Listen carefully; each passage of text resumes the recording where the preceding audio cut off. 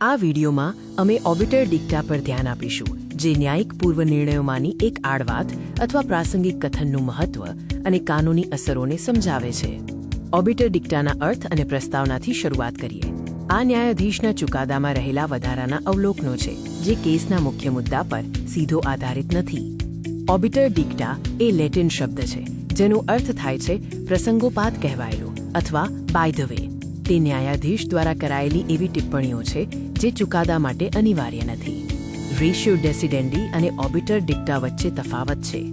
Ratio ડેસિડેન્ડી ચુકાદાનો મુખ્ય સિદ્ધાંત છે અને ભવિષ્યના કેસ માટે બંધનકર્તા છે, જ્યારે ઓબિટર ડિક્ટા માત્ર માર્ગદર્શક છે અને બંધનકર્તા નથી.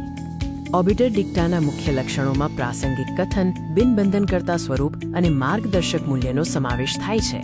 તે કાયદાના અર્થઘટનમાં ઉપયોગી સાબિત થાય છે.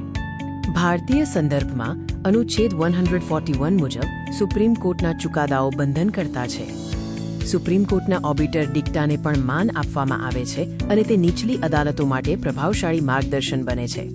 ઓબિટર ડિક્ટા ન્યાયિક પ્રભાવ ધરાવે છે.